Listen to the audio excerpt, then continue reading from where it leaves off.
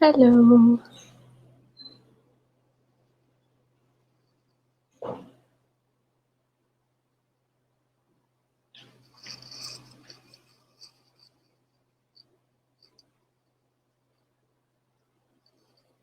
Just gonna wait for some people to come on.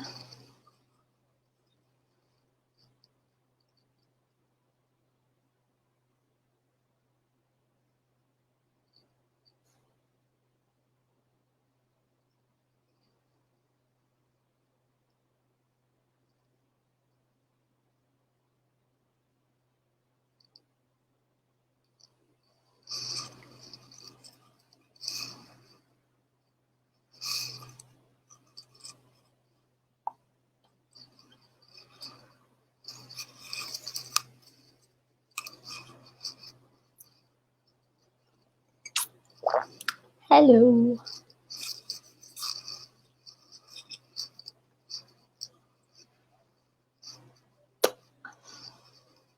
Okay. Let's wait a little bit more and then we can start. Hi, Riva. Hi, Glenn.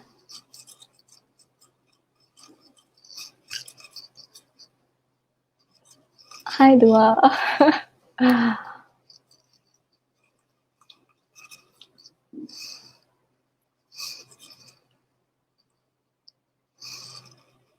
Hi, Tuva. Hi, Musna. Okay, 9 viewers. Let's wait a little bit more, maybe a minute or two, and then we can start. Okay, not 2 minutes, 1 minute, and then we'll start. Okay. Good evening. All right.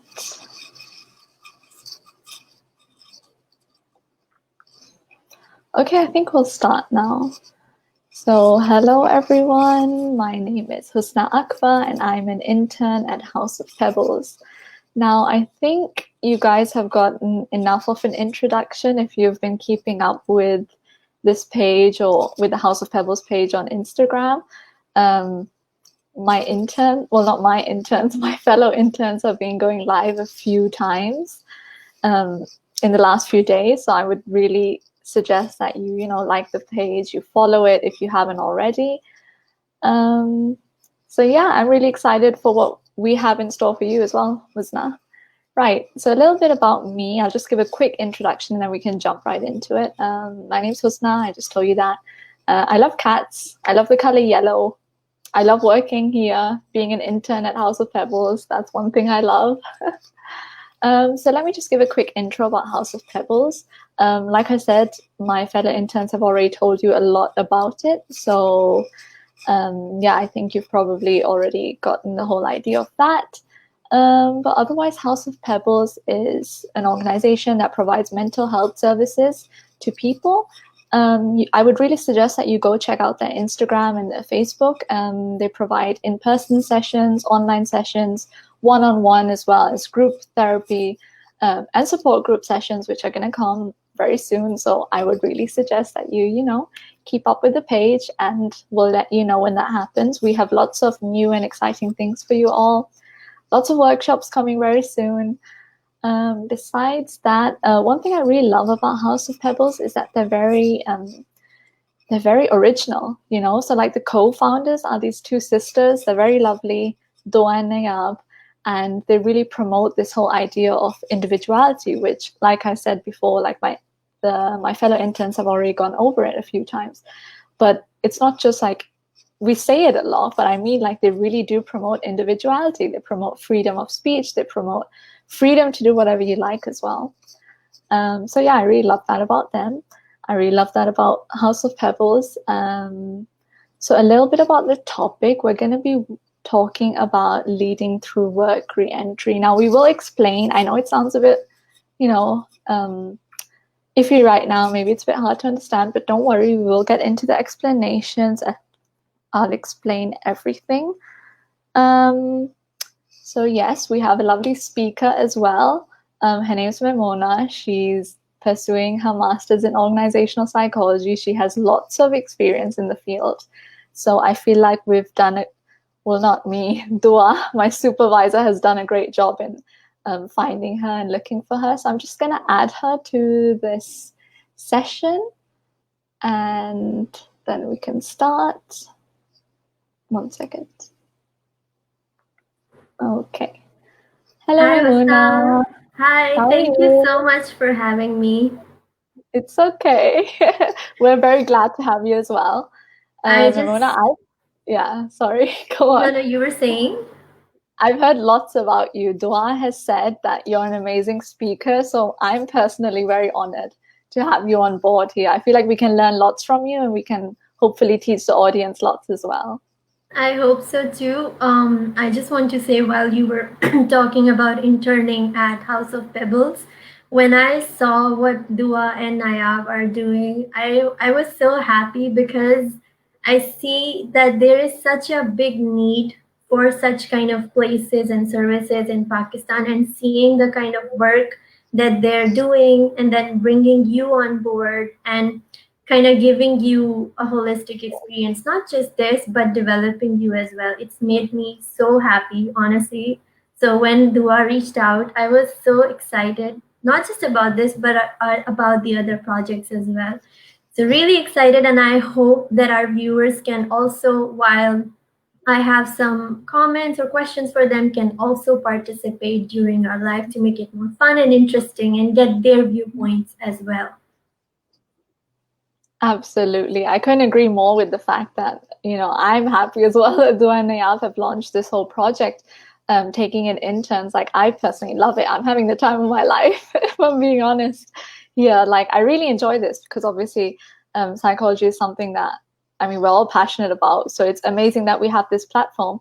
And about the audience, I second you on that. So I really want the audience to get involved as well. We want to make this very interactive. So we're going to be talking about workplace and obviously, motivation and getting back into the workforce now, considering that everyone was at home for so long during the pandemic, and it is a Yes. very difficult transition as well. So if the audience can, give a little bit of input, how are you finding it if you're working? How are you finding it going back to work now? What are you struggling with? What do you think about this whole situation? So let us know and we can get started. Maimoona, I think a lot of people are confused because I was as well at one point about what exactly organizational psychology is, or like what do we learn in that. So yeah, let's talk about that. Exactly. So, usually in Pakistan, when people hear the term psychology, whatever a therapist comes in their mind, because clinical psychology is very common. But in Pakistan, as it's known as industrial and organizational psychology, is all about people at work. So what goes on in their mind, what is their behavior. So I'm talking about anything from making the job in itself, like analyzing the job itself, how it should be designed, to analyzing organizations. So I'm talking about things like the organizational culture, how the behavior of people is as a group, how it shapes the organization and helps its functioning. And it's also about analyzing the people. So we're talking common HR terms such as training, performance management, learning, and structures and interorganizational structures. So it's basically, we're using psychology for enhancing the performance of organizations and people at work. That is the crux of IO psychology I in love a how you nutshell. explained that. It is quite well explained, so thank you for that, Maimoona. One thing I find really interesting about organizational psychology is that a lot of people think like, psychology, how can it, in the workplace, it doesn't make much sense at first, but the way you explained it, like, I love that because it's like we are essentially still, discussing human relations and, social dynamics. And Yes, the only difference is that now it's in the workplace, right? So that's exactly. essentially one of the only Exactly. differences. And the question you have is something I experienced early on in my career. Whenever I would go in organizations and I would tell them that I'm a psychologist or I have done my undergrad in psychology, their biggest question would be, but what are you doing here? So I would have to convince them that what I can do for you as a psychologist and what you're missing out essentially, which I think a lot of organizations are. They need industrial organizational psychologists on board to address a lot of things that a typical HR person cannot. Absolutely. I think that's the main thing they're missing out on. A lot of organizations, a lot of companies, and a lot of just people in general, they underestimate the importance of, IO psychologists, organizational psychologists as a whole. Like they think, oh, what's the point of that? So I can understand why you had to explain to them why they need you. Exactly. Precisely. So let's talk a little bit about why do we actually need organizational psychology. Let's go into the details of that a little bit. So yeah, when we talk about, organizational psychology or employee well-being, like it sounds like it's like an add-on. It sounds like, oh, it's not that important. We're just, bringing it on because maybe we're developing or moving forward as a company, that this is like, oh, fancy little addition that we have a psychologist on board. So let's talk a little bit about why that's actually important, because I don't think a lot of people really know that. Yes, so a trend that I've observed, especially in Pakistan over the past few years, is now that well-being is becoming a very, you could say, popular word in organizations, and a lot of organizations are implementing well-being initiatives without maybe at times truly understanding where they need to start from and understanding why organizations need to focus on well-being.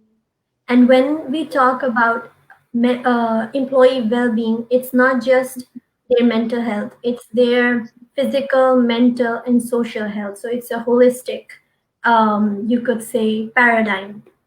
And I'm glad to see that some organizations now are starting to focus on that. But the why is that why you need your employees to be feeling wellness and well-being is that it's tied to research has shown us that it's tied to a lot of things from employee commitment, job satisfaction, employee engagement, to performance, and even hardcore business metrics like sales and customer satisfaction, and a lot of other things, because it's a chain. When your employees are, you could say, have high well-being, then their psychological state is better, which leads to better organizational outcomes.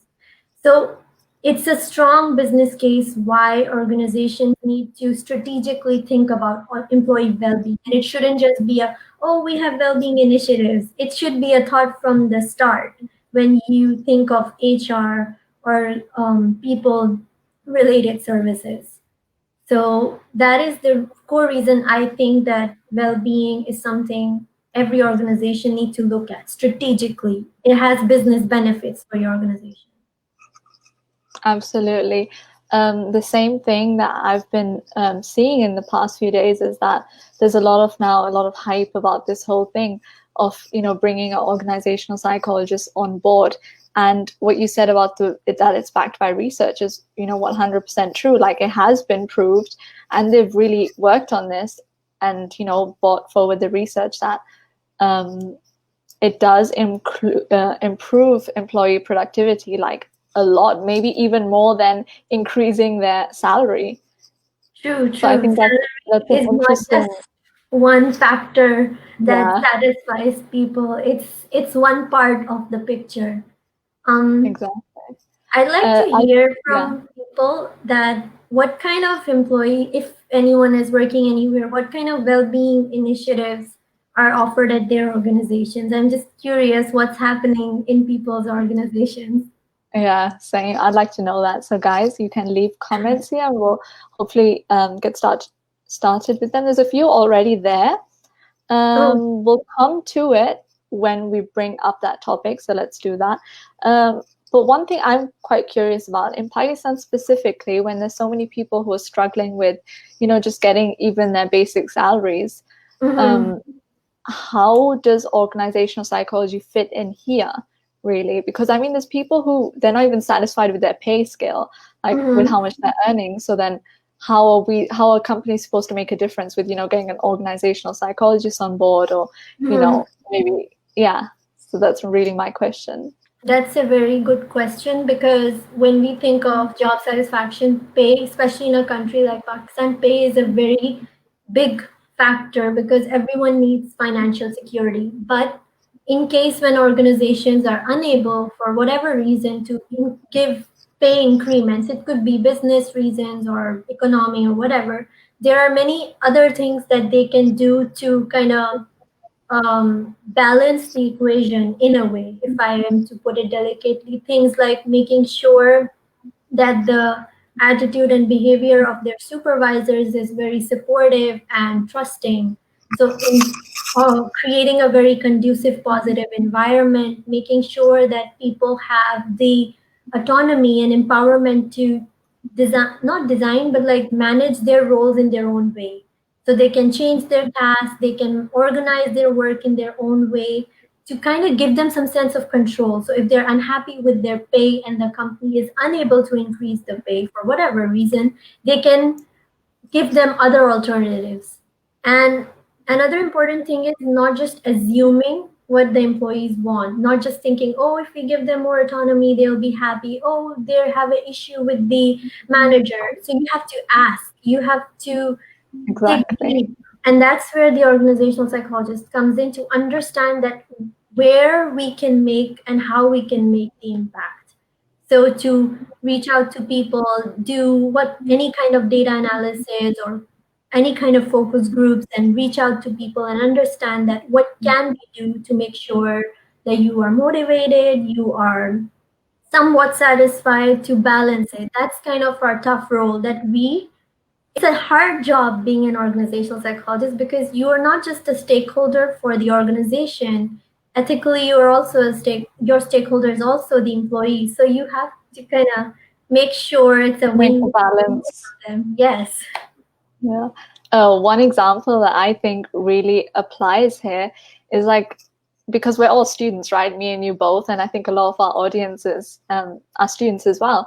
So I think one good way of explaining it is like when you're in a classroom and you have a teacher that you like, and a teacher who's interactive, a teacher who asks the students what they want. And I mean, we all love a teacher like that. We all put way more effort in their classes when we have a teacher like that. So I think the same can, go directly into the workplace when you have a boss or a supervisor, or, the higher ups who are really asking you what you want. I mean, you're able to work more efficiently, and you're able to really put your heart into it. Precisely. And if I touch upon like some of the things that, if you're talking about employee well-being, some of the things that I've observed organizations doing is like employee assistance programs. So I've observed in Pakistan, I'm not going to name organizations, but they have on panel counselors and therapists even on call on employee assistance programs that employees can reach out to in case they face any distress or any personal even or professional trauma, they need counseling. So we've seen that. I've also seen some big companies doing wellness initiatives, so vitality programs or health orientation, educating people and changing what they offer food in their cafeteria and all that stuff. So there's good stuff happening. One thing that I don't see in Pakistan, I haven't up till now in organizations, is psychosocial risk assessments. Organizations do not, I could say, properly assess where is the stress or distress coming from. It precisely, like properly doing psychosocial risk assessments. So that is something I haven't seen up till now. And in Pakistan, we don't have any laws for that. Internationally, they are legally, organizations are legally obliged to do it. Not in Pakistan, though. Can you just clarify? You said risk assessment? Psychosocial risk assessment, yes. Can you just elaborate a little bit on that? Like, what do you mean exactly by that? Sure. Psychosocial risk assessment is any psychosocial risk can be anything that creates any kind of emotional exhaustion or burnout or stress for the employee. And it can be anything ranging from lack of role clarity to trust issues to not having enough independence in the role. So the whole point of a psychosocial risk assessment is to identify what is the trigger. If people are feeling distressed, if people are facing health issues because of the problems they're facing at work, where is it coming from? And I think to really properly in a very research minded way to study in an organization helps them to make proper interventions. So if you find out that, oh, the reason why employees are stressed is because they don't have good relationship with their managers, you can fix it. Until you don't know, you're gonna be like putting all these vitality programs and this therapy sessions, whereas you're not treating the root of the problem. So I proper really like diagnosis, proper treatment. Yeah. So it's like it's tracing the problem back to its source. Exactly. So And it's, yeah, you were saying something? it's okay. I was just going to say we should answer some questions because people in the comments are really Oh, okay. they're really going they're really asking quite a few things. So let's see. Okay, so Dua has asked, Husna, as an undergrad student, what factors do you feel a leader can provide in a workplace for you as someone who is new to the field and just joining the employment stream? For me as a student, well, honestly, I'm quite new to the whole workplace thing. Like I have interned a lot. I have not really worked quite a lot. I would say what House of Pebbles is doing. I mean, I feel like it's very interactive, and I love that as someone. Like, I can imagine working for a company where, my bosses or my superiors are very, just directly interacting with me. So it's quite personal. I feel like that makes a lot of difference. So you don't just feel like a slave working somewhere. You really feel like, okay, I have a connection with my boss.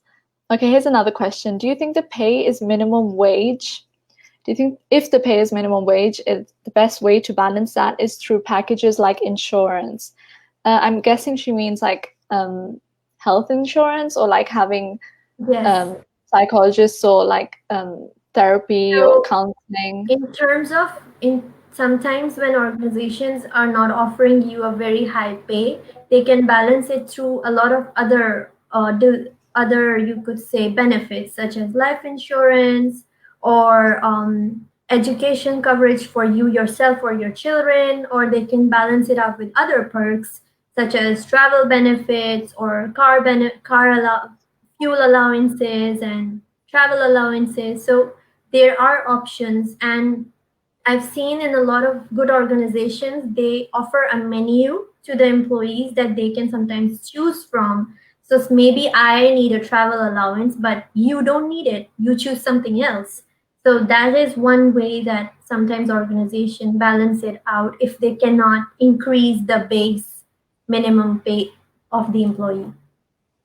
We see that here in Pakistan as well, don't we? But it's not with insurance. It's actually through other like incentives, like they'll give you a car or they'll Exactly, have precisely. bonuses, but the focus isn't really on mental health. So I think that's one small difference we have here. Okay, let's move on to the next question. Essence asking how to change the psychology of executive. Lots of organizations are facing Scythia culture psychology, which is not better for employees. I don't know what that means, honestly. So I know exactly what that means. So to explain it to other viewers, Setia culture is a term used in Pakistan. What it means is, for example, a family started a business and then it grew and grew and it I became into a big organization, but the mindset is still very you give familiar. orders. Yeah. Okay, like So you have traditional. a state in the top who gives orders to I the other see. employees. So changing, having worked with a few organizations that have this kind of culture, the biggest way to win over executives, or I would say any executives, is to, I always say that show them, if you're talking about psychology, what is the business benefit? What is the strategic benefit of what you're recommending? If you're recommending a well-being intervention, bring in numbers like how it will benefit the company. It will reduce the number of absenteeism, it will reduce number of sick days, it will increase productivity. So you need to show to the CEOs, the executives, that what is the financial benefits that are going to come from this initiative or you're recommending. So you need to really build a strong case to win them over, basically. Speak So you their need to language. provide, Yes, yeah, speak their you need to language. provide hard proof that like if you do, all these things, then you get more money. That's how you speak that language, In a right? way, yes. Sadly, some of them. Okay, I think we're missing out on the main thing, which is work re-entry. So let's talk a little bit about work re-entry. Given the pandemic, obviously, I think a lot of people, I mean, I don't think it's true that a lot of people were working from home and, they really got used to the whole environment at home. And the people I know who are working in companies, they loved it. Like they were like, we are having the time of our life, and they do not feel ready to go back to the offices. So how can leaders or bosses, supervisors, how can they make it easier for their employees getting back into work? I love how you put it, that they've gotten used to it and they love it. You don't have to get up early in the morning, get ready, go to work, and get stuck in traffic. So it's very true. And apart from, I think that's one of the psychological reasons why people are anxious. You get into a habit and the comfort, and now you have to change again. You got used to your routine at home, and now again you're changing. So people have a lot of anxiety coming back to work, apart from the fears of getting the coronavirus. Yeah. That's there. I feel like that's a secondary fear, and the main fear is like, oh no, we have to, get up Yeah, early. And I mean, for sure, it's harder going back into work because I mean, stuff that you could do at home, and this pandemic has really proved that working at home is possible for a lot of, for a lot of jobs, for a lot of employees. Ginza has asked, do you think that the work environment has changed with this pandemic? Like, have the work boundaries changed? absolutely. I think because of working from home, the work boundaries were seriously blurred. And I think people faced more burnout during working from home because they would get a call anytime during the day, even at night, in the early morning, from colleagues or supervisors to do work. So a lot of organizations had to redefine boundaries, that, okay, working from home, but then again, you have a certain schedule. So leaders, managers, and employees had to sit down and redefine boundaries, because you don't want people to feel that kind of stress. And back when you were going to office, it was a psychological, you could say, compartmentalization. Like, you were at work, you left work, you came home, and you relaxed or did whatever. Now this completely blurred. Absolutely. It felt like you're always at work. I can agree with that 100%. I mean, I'm not at work, I'm at university, but 100%, like the lines are completely blurred. And even those around me who are working currently, who have a job, I mean, my brother, my father, my supervisors included, like everyone's saying, oh, it's like we get no time to relax. We're just at Exactly. work all day. We go to bed and we're doing work. We wake up and we're doing work. So I think that's a Exactly. great question. Duba has said essentially the same thing. I feel like work from home has completely changed our routine. How does one go back to their old routine? Because let's be honest, what work, okay, I'm not sure what it says, does bring a lot of comfort, which we don't get by going to the office or working from True. home. I Yeah, get yeah, that. yeah. Working Working from from home. home. Yeah, That is 100. precisely one of the points, which is why let's dive into some of the strategies that leaders need to be ready for, and they can utilize to make sure that people are ready to get into that kind of mindset, you can say. So, the first point, I'm going to be talking about 5 C's. So, my first 5C that I would say is communicate. All these questions and concerns that you're raising or the viewers are raising in their comments is precisely what the leaders need to be prepared to answer. So, employees are seeing that, oh, work from home is definitely possible. So, leaders need to plan that, okay, some of the jobs employees need to show up at work. are there still some jobs that can be done from home? And they need to be prepared for this reality that it will be happening this way. For maybe now it will happen this way, that you still have some employees working from home and a lot of customer facing roles or collaborative roles going to the office. So leaders need to be prepared and look at their options, what they can do. So they need to communicate, they need to open two-way streams of communications. A, be ready to answer these questions, and I would say answer them before the employee asks you, because sometimes the employee is not going to ask you, but they're thinking it, that I don't want to go to work, I'm more comfortable here, or maybe they have a old loved one home that they want to take care of. So be prepared to answer these kind of questions, give them options, brainstorm together, and ask employees that, do you have any concerns about rejoining work? What can we do to help you transition to work smoothly? Because it's not the same for everyone. So maybe for me, I'm excited to go to work because I'm maybe bored working at home. So it can be different for everyone. So you really need to communicate with your employees before you do this whole transition. Really plan out a strategy that, okay, who can we allow to work from home? Who can we allow to come to work? What options can we give people? What's doable for us? Like, don't offer something you cannot do. Give options, but what's doable. So that's one thing. And that's one thing that leaders can do. A is communicate. And talking about the second C, which is clarity. Now that a lot of roles are blurred, there will be people working in office, at home. There's a lot of uncertainty and ambiguity that what am I doing? What's happening? What's going to happen to my role? Some people lost their jobs. So there's a lot of change happening. And in this kind of environment, leaders need to be really clear. And I would say, if there's any leader listening, that before people even join, you need to do a proper session, like a reorientation session with your team, to reset and realign everyone that, hey, these are our goals. This is your role. This is your role. These are your tasks. Together, these are our group goals. So kind of make sure that everyone is on the same page. So make sure that communications are clear, processes are clear, and answering any kind of questions that people might have. Because I've seen and I've heard from my own friends who are like working from home and other relatives that it's a lot of confusion. So you need to address that confusion before people rejoin or whatever happens.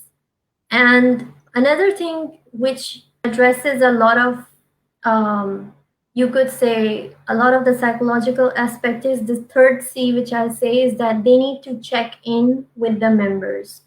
So a lot of times the leaders themselves and the employees, they need to handle the emotional distress. So coming back to work, people will be demotivated maybe or upset. So you need to address that beforehand.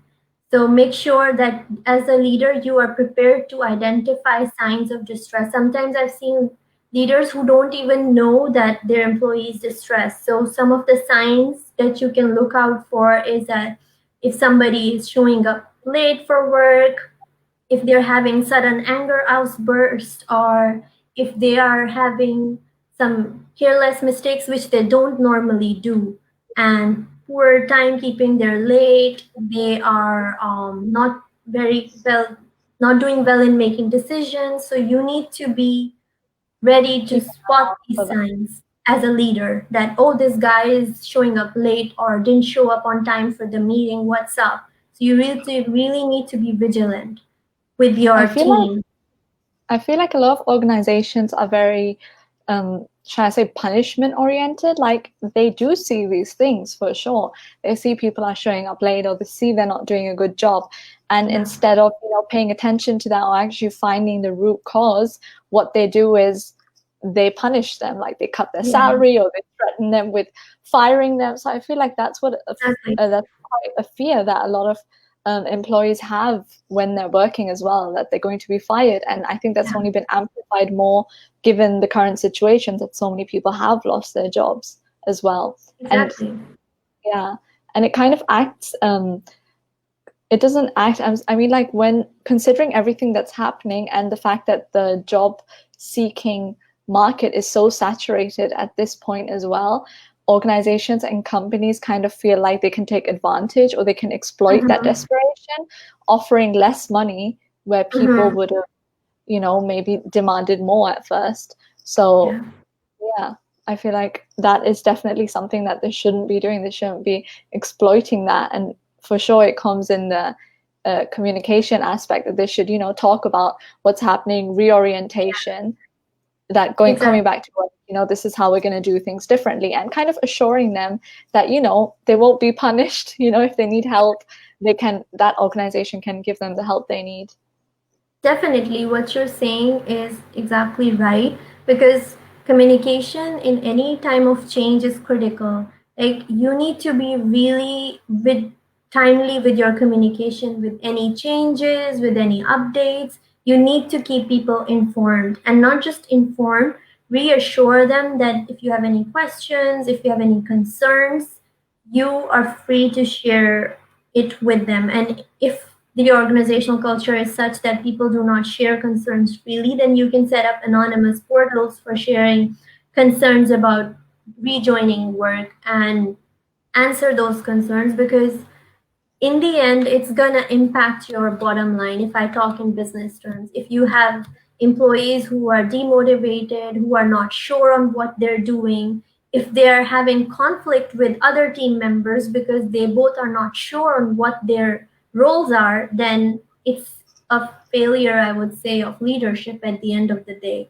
So communication and checking in with employees, making sure that they are not in any kind of distress, or being flexible. So that people are rejoining work, they're used to working from home or doing things at their own pace. So you really need to show some empathy, I would say.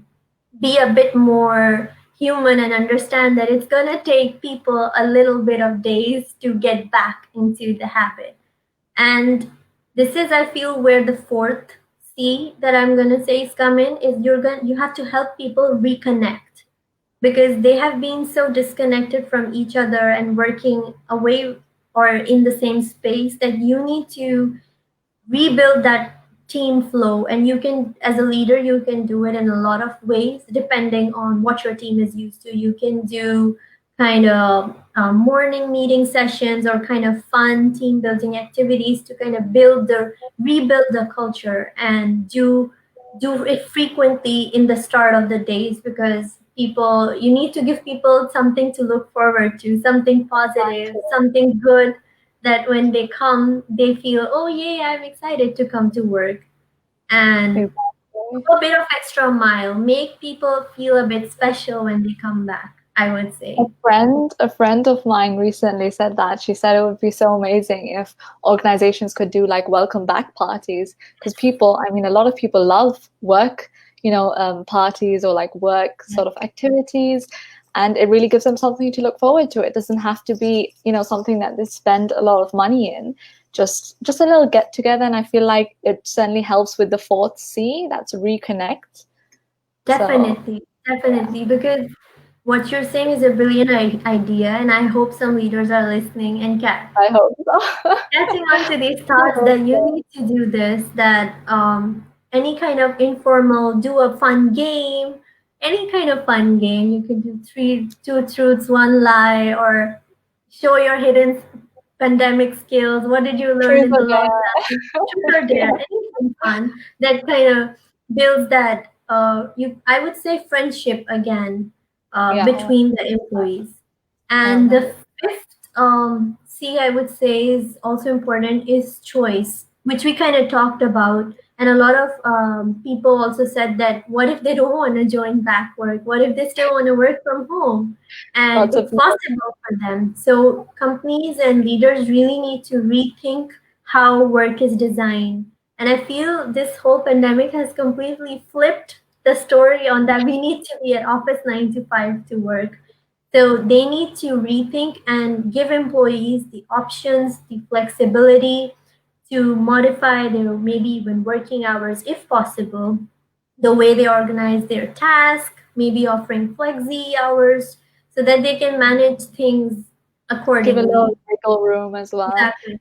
And also exceeding deadlines as well. Like instead of saying, oh, you have to do your work, in the 9 to 5, give me your work, submit it before 5. Instead of doing that, if people want to go home, you can say, fine, go home and, finish your work off at home because, I mean, technically Exactly. everything's possible online, most things anyway. Exactly. So That kind of options would be great. So, according to each organization, I feel this is a moment for leaders to introspect and reflect on what they can do.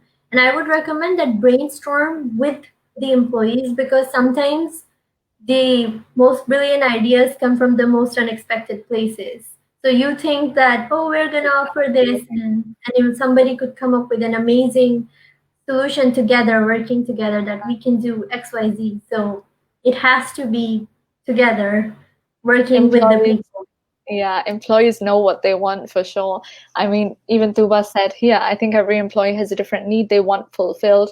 Not everyone will get motivated by increased salary or benefits, and some may want appreciation or recognition, which is so true. I mean, it doesn't always have to be money, and I think that's something that people think is common sense, but not many organizations actually implement it. Like appreciating your employees, celebrating their successes, and recognizing their work. So I really liked this bit of what you just told us, this bit of info, the 5 C's. So we have communication, clarity, checking in, choice, I think. Yeah, Is it? connecting and then Choice. choice. Yeah. Connecting and choice. Okay, so I was just summarizing so the audience can keep up. Now, there's lots of questions here. I really wish we could go through each one because there's quite a lot of uh, useful and insightful input. But then we do have to look at the time as well. Let's talk a little bit shortly about motivation. Because we did briefly go over this, like organizations, they don't really necessarily have to spend a lot of money to, motivate their employees. And obviously, if your employees are happy, you're getting more work done as well. So what can organizations do that don't have a lot of money, or small companies as well? Because there's lots of like new startups where there's like 20, 30 employees to take care of them as well. But given the whole money problem, and given that they're not huge really in terms of Yeah. organization size, what can they do for their employees? So if we talk about motivation, if pay is in when we talk about motivation, a lot of psychology talks that pay is one of the hygiene factors. It's not necessarily a motivator. So if we talk about motivators, there is a lot of things that organizations can do based on what is doable for them. The biggest thing, and I personally feel it's really powerful, is empowering people, giving people decision making authority that they don't need to relay back to their line manager and their manager and their manager to take even the most smallest decision. So empowering people with decision making authority is one of the stronger things that organizations can do. Then if we already talked about autonomy, empowering people to reorganize their work, and then also giving variety in people's tasks. So if there is monotony that the one person has been doing that one job since forever, then you can offer them, if they want, to add some other tasks to their portfolio or give them stretch assignments. So assignments that are beyond their role, or cross-functional projects or assignments that they can work with other teams. It also depends a lot on what the organization can do and what the employee also wants. So sometimes employees don't want to work with cross-functional teams. They want to build their specialized skill sets. So in that case, stretch assignments are a good offering. You can offer them training and development opportunities. So if possible, sending them to in, external, internal programs, development. So there are, depending on the situation, many things you can do. Giving autonomy, decision making authority, making sure there's variety in the task, giving people more tasks in a way that they can see the difference their work is making. So if an employee sees that, hey, my task creates this big difference for the organization in the long run, they feel more, you could say, motivated that what I'm doing is really meaningful. It has a purpose. So building purpose, giving autonomy, some of the things that organizations need to focus on beyond money. Money is just one part of the picture. And then if we go beyond the role, then you also have the supervisors. The relationship between an employee and supervisors is very critical. Many times, employees leave jobs because they have a bad boss or they don't have good relationships. So that is one thing to look at as well, making sure that your people managers have the necessary people development skills as well. They're focused on developing their employees. And it doesn't need to be anything fancy. You would be surprised that in organizations, a lot of learning happens just in day-to-day tidbits, like your manager telling you, oh, this is something that I learned through my experience. Here, learn this. So that kind of informal learning is so powerful. And if you inculcate this in your people managers, it is amazing because they then are transferring their knowledge, they're building that relationship with their team members. So those are some of the things that organizations can do if they cannot just offer you more money. Some of the other things to motivate people. I think this goes back to two of the C's actually that you've talked about, connect as well, reconnecting, and obviously communication, because you are building that relationship with your employees and you're also asking them what do they want. So I'm so sad to see that our time is almost ending. We have a few minutes left, but I really want to address some of the questions, some of the comments that people have left. So do you think we could do that very quickly? Because I really don't want to leave them hanging. Okay, let's start here. Yusra said, I think IO psychologists are needed. However, I wonder how much freedom they have to reach out to employees or how much they can help satisfy employees. Because there's a huge us versus them mentality in the corporate sector where superiors focus on maximizing output and profit, and the well-being of employees is rarely taken into account. I think that's quite that's quite true as well for most large organizations, especially because they're mainly focused on output. You know, how much revenue are we getting? How much are our employees working for us? How much profit are we making? So that's definitely true that it can be hard for it depends on how much freedom they have. What do you want to say about this? Because this is, I think mainly about Pakistan. If I understand correctly, Yusra's trying to say that she wonders how much empowered IO psychologists would be in an organization. So this is where I would say you need IO psychologists, because ethically and morally, the way we are trained is that we hold ourselves accountable not just to the organization, but also to the people, which is the employees. So there's no us versus them mentality. And another thing that I've noticed, which is a very positive thing in organizations in Pakistan, in the ones that I've interacted with, at least, I mean, they're big organizations, that there is change. Like, there is no a lot of us versus them. Their HR tries and is there to be impartial and is there for the employees and for the C-suite, you could say, the executives. So, but coming back to how IO psychologists can balance this politics, I would say, is that you need to speak the language of both the parties. So you need to understand the needs of the employees, and sometimes every need, or you could say every requirement, is not doable realistically for the organization. So you need to really put your heads together and communicate that back to the management or senior executives, that in terms of, again, business terms, that this is where the benefits lies. And I would say in today's day and age, people is the biggest strategic asset that any organization has, especially in times of this pandemic. You need good, adaptable, skilled people. So if you're not focusing on them and not listening to them, then you're going to lose eventually. Any business that does not treat its people as strategic assets, as their core, you could say, strength, is going to lose. So it's changing now, but there are organizations that focus on output only too, but that's where the IO psychologist comes in. They need to be good at communication and convincing people. I think reputation also plays a part. Like you said, those organizations, they need to treat their employees as a strength.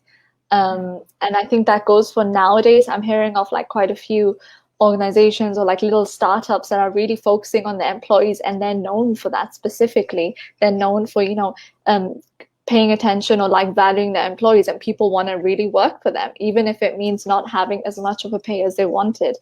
Okay, moving on to the next question. Dua says, can corona stress and work from home be assessed through that risk assessment? I think she's referring to what you mentioned earlier on in the live session. The psychosocial risk assessment. Yeah.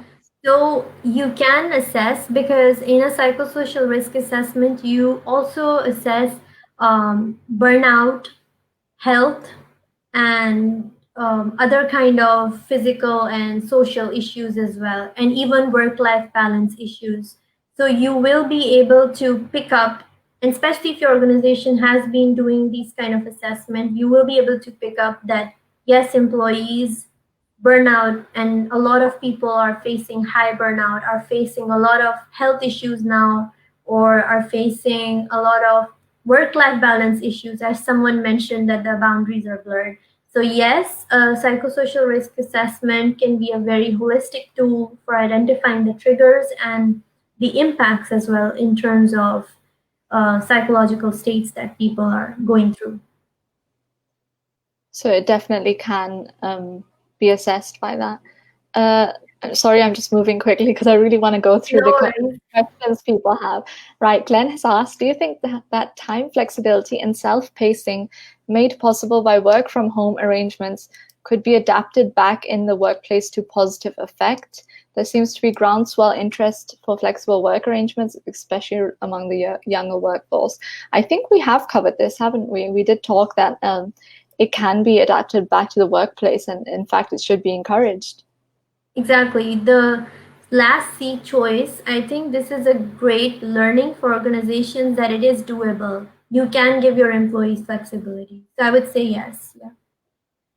Absolutely. Okay. Moving forward, I think this is quite a good question by Kiran. Sorry, did you say something? No. Okay. So Kiran has said, so what techniques do you suggest to employees to de-stress as there's a lot of stress while working from home? So to de-stress, especially for people who are working from home, some of the things you can try to reflect that where is my stress coming from? Is it because I'm unable to balance my schedules with my kids, XYZ, and then try to address. And I would say have a dedicated place in your house, if possible, where you can work from, and try to treat it as your mini office to create the psychological compartmentalization that this is work, this is home. So you don't keep thinking about that work. And again, if you're feeling distressed, some of the typical psychological techniques, like you could do breathing exercises. I would recommend doing exercise, even like a 10-minute workout, to make sure you get your dose of endorphins, are really good de-stressors now when you cannot go out. So create a barrier between what is work and what is home, so you don't feel you're at work all the time, and then do these kind of little things you can do that you find relaxing to de-stress. Absolutely. And I think that goes, it's the same for time as well. Like if you would work a 9 to 5 when you're at the office, then I mean, you could put that same time limit when you're at home, 5 p.m. and that's it. I'm not going to attend to any more work stuff. So Abdullah has said, the thing I feel is that productivity level reduced at home compared to offices. So people have to learn at home. Productivity levels drop significantly compared to working at the office. I think that varies definitely from person to person, because it's not everyone. Some people are more productive at home for sure. True. But I suppose that is something that just varies with people. And it requires a bit of reflection that what is hindering you or your performance as a employee, as a person, so that you can identify those triggers and address it. Is it interruptions from family members? Like maybe you're having a meeting and your mom pops in the meeting. So Exactly. what are the triggers that are actually you need to address? So a bit of self-reflection, like what can help you be more productive while working from home? I would ask that question to Abdullah. Yeah, I mean, that's something we should be asking ourselves, really, that what would help us. A lot of people say that they lack or they're missing that sort of structured discipline that comes with, working in an office where you have to wake up at 7 in the morning. You don't have a choice. And that really motivates them. Musna has said, many schools fired janitors and such who were on 16K salary, and now they've hired many different people to pay them something like 4K. I think this is referring back to when we talked about how the job market is so saturated, in the sense that there's so many people looking for jobs that organizations kind of take advantage of that. Well, not all, but some. And, they hire people, giving them less money than those who would have wanted more money. This is a sad fact that has happened all around the world, not just in our country, that people in a lot of low-paying jobs or temporary jobs were fired, and it's something I cannot defend these actions because people are earning their livelihood. So it has happened. I wonder if it's a question or a comment, because it is tough, and organizations need to rethink how they can move their employees without losing them or firing them, what they can do. And I know for smaller organizations it's not possible. Like if their earnings are going lower, then they are unable to sometimes even sustain employees. So I think it was a comment, because after that she said, Musna said, because people really need jobs and they're still applying for these exploitative jobs. I mean, naturally, they don't really have much of a choice left. exactly, this is more a wake-up call for our governmental laws as well, put in place for minimum wage, for organizational hours that protect people from these kind of situations. But we still have a long way to go in Pakistan regarding these minimum wage and regulations. Absolutely, but I believe we're getting there one step at a Slowly time. and steadily, yes. I mean, organizational psychology is definitely, catching up, like speeding up a little bit here in Pakistan. You hear about it a lot more than you would have maybe 5-10 years ago. Yes. And we have a very short amount of time left, just 2 minutes. There is so much that I would have loved to discuss with you more. We had so many questions and comments that people have been leaving. It would have been so nice that we could have discussed them more. Maybe we'll have another session soon. Maybe. Hopefully, I had fun. I had fun. I love the questions. I really did. It was an enjoyable session. Maimoona, thank you so much, so much for agreeing to come on board with us on this. I learned so much, I can say that for sure, and I'm entirely sure that the audience loved it as well, considering how much they've been commenting and leaving questions. So thank you so much for that, Maimoona. Thank you so much for having me. It was a pleasure, and I loved your questions and your insights while we were talking. It was great. I loved yours as well. I really like that you simplified it a lot more as well, because obviously not everyone is as much into the field as some people. So thank you for that as well. And I think that concludes our session then. So thank you once again, Maimoona. Maybe I'll see you soon. Okay, thank you. Thank you to our viewers. I'm gonna go now. Bye. Thank you, everyone. Bye-bye. Bye. I'm going to go as well. So this ends the live session. I hope everyone enjoyed it. Maybe we'll have another one coming soon. I would suggest that you guys keep up with the Facebook page, with the Instagram page. If you're on LinkedIn as well, then you should definitely keep up with that too. We have lots of new things coming. Great session. I loved it. I loved it too, Tuba. Thank you. Yeah, so we have lots of juicy things coming, lots of workshops, lots of live sessions. So do keep in touch.